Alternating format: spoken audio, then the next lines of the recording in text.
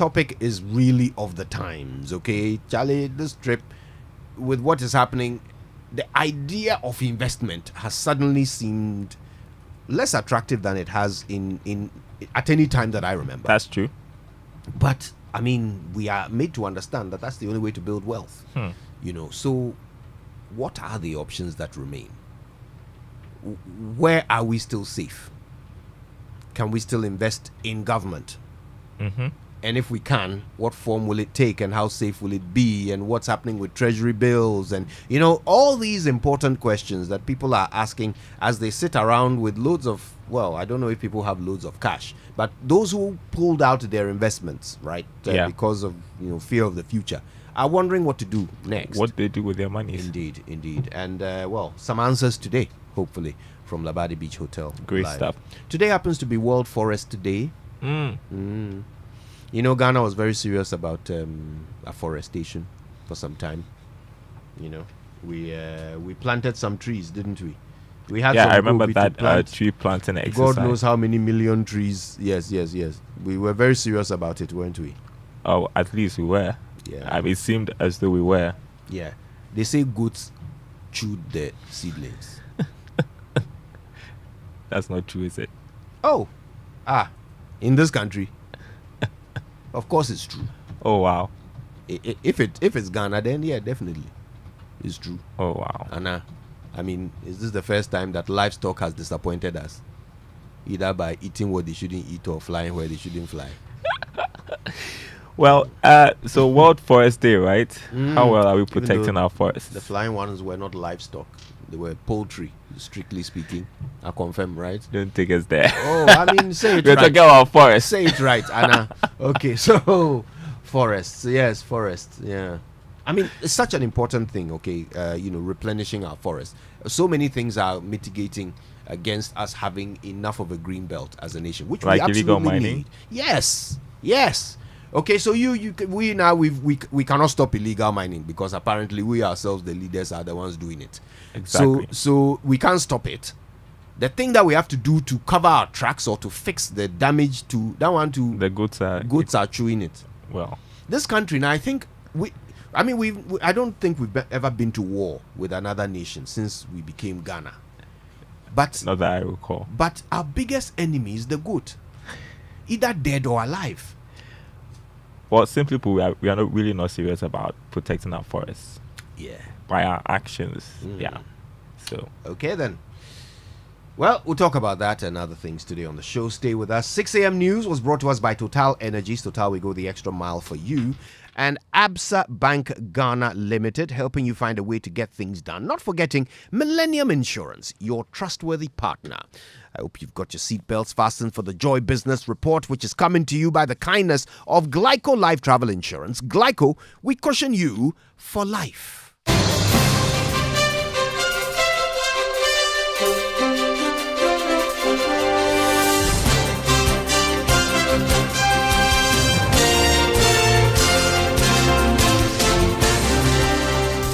And hello, welcome to the Joy Business Report on this World Forest Day. Coming up, Cocoa Board calls for support from security agencies to stop illegal mining of cocoa farms, to vet a ban on Ghana's cocoa beans. Also, CD may record mixed performance against the US dollar this week as it lost a marginal 0.20% to the American greenback last week. Also, Parliament expected to vote this week on key revenue measures needed to secure an IMF board approval for Ghana's economic program. Details coming up. Stay tuned.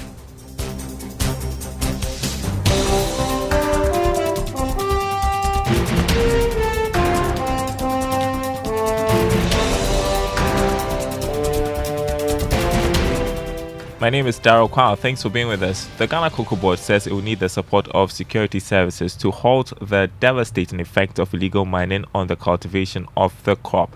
Now, the EU has already warned that it may be forced to boycott the purchase of Ghana's cocoa if deforestation and illegal mining on cocoa farms are not stopped. Now, speaking to Joy Business, Head of Public Affairs at Cocoa Board, Fifi Boafo said the fight requires full support from state agencies and the security forces. The illegal miners are still in the business, unfortunately, and it is affecting us. It is affecting production, it's affecting cocoa lands, and then it's affecting lands that are adjoining these cocoa farms that have been that have been converted to illegal mine sites. It has not solved the problem. We are still exploring other means of addressing the issue, but it remains a major challenge to us, and then we need everyone's support and assistance and collaboration to get this done. I say so because the security agencies must come in. The media, we expect to continue the calls to ensure that we stop this illegal act because its effect is dire on our country. So yes, the collaboration is expected. We've made some. That was Head of Public Affairs at Cocoa Board, Fifi Boafo. Now, smallholder farmers have appealed to the Ministry of Food and Agriculture to make available extension service officers to help educate farmers on proper application of organic fertilizers. According to the association, government's policy for 2023 appears to focus more on the use of organic fertilizers due to the high cost of inorganic fertilizers, which are mainly imported. Now, speaking to Joy Business, a program officer with the Peasant Farmers Association of Ghana, Bismarck Owusunote, said there is the need for more education to help the smallholder farmers. The plan looks like the focus is more on the organic fertilizer, as they appear quite cheaper compared to the inorganic. So I think I chanced upon the ministry their outlook for 2023, and you could tell that there's been some increase in allocations for the organic as against the inorganic, because of the global issues and then the current fiscal challenges that we have. Bismarck Owusunote, program officer with the Peasant Farmers Association of Ghana. The city may record mixed performance against the US dollar this week. This will be similar to what transpired last week as the local currency shed a marginal 0.20% to the American greenback. Here's more in this report. According to some analysts, Joy Business engaged, the increased demand for the US dollar will trigger mixed developments on the forex market. Although the finance minister's visit to China on debt restructuring talks and the government's renewal of coupon payments may improve market sentiment, the analysts believe these are not enough to cause the cedi's recent gains against the American greenback. Last week, the local currency was relatively stable, losing marginally against the US dollar. It also lost 1.16% and 0.95% to the pound and euro respectively on strong corporate demand. The central bank allocated $20 million to the bulk oil distribution companies and sold about $9 million on the spot market. That was a Business Desk report. Now, government will raise a little above 3.21 billion cedis in treasury bills this Friday. This will be done via the 91-day, 182-day, and 364-day bills. The amount raised will partly be used to refinance 1.88 billion cedis worth of maturing T-bills. Despite the large offer size, analysts believe the prevailing liquidity conditions will enable the government reach its target. Additionally, they foresee yields will continue to fall as investor demand remains firm. Meantime, former president of the Ghana Association of Banks, Alhassan Andani, has described the falling spree of interest rates as welcoming. Interest rates fell once again last week as government treasury bills were oversubscribed by about 40.3% to the tune of 3.89 billion cedis. Speaking to Joy Business at the Maxwell Investment Group Business Forum, Mr. Andani said the declining rates are key to support the private sector through scaling back lending rates. It will scale back the aggregate lending rates. The T-bill rates is part of the formula that determines lending rates of banks, or what we call the Ghana reference rate. For me, the T-bill rates coming down is just a natural thing to do because Ghana government could not, offer itself to be paying 35% on its own currency, and therefore it's only appropriate that we determine a rate that is much more sustainable. But I think the downward trend is very welcome. It will drag down the Ghana reference rate and improve the lending rates to enterprises.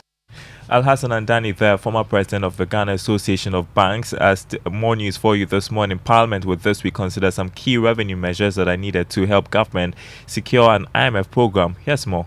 Some of the key revenue set to be considered is the Growth and Sustainability Levy, which is expected to replace the National Fiscal Levy.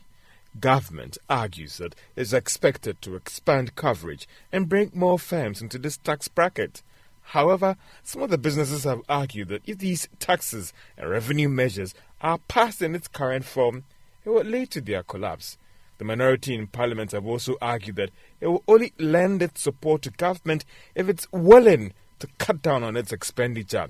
It is believed that delays in passing some of these revenue measures might have affected government efforts in securing an IMF program on time. Joy Business is learning that Ghana is likely to secure an IMF approval for its program from the middle of May this year.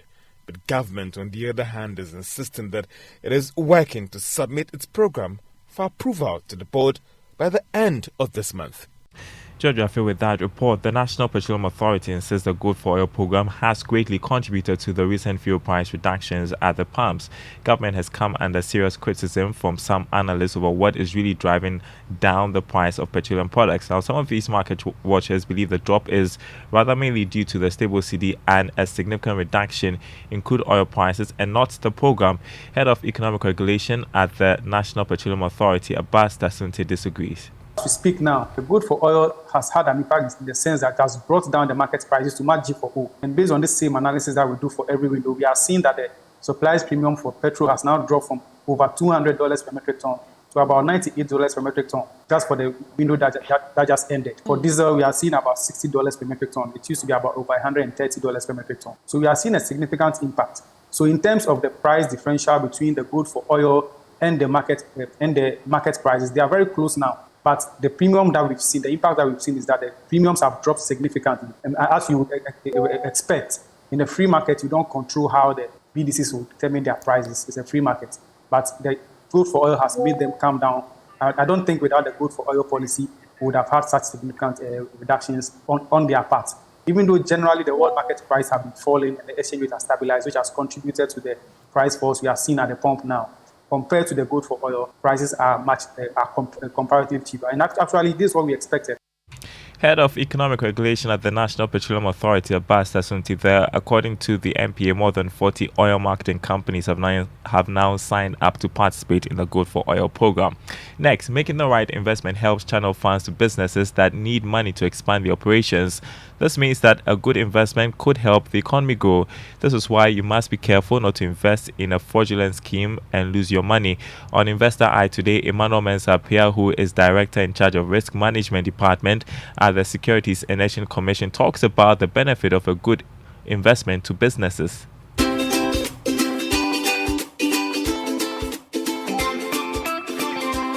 Now, the essence of an investment, you know about the factors of production in economics. We have land, labor, capital, and entrepreneurship. So the capital side is the investment. So when somebody invests money, it is supposed to increase productivity.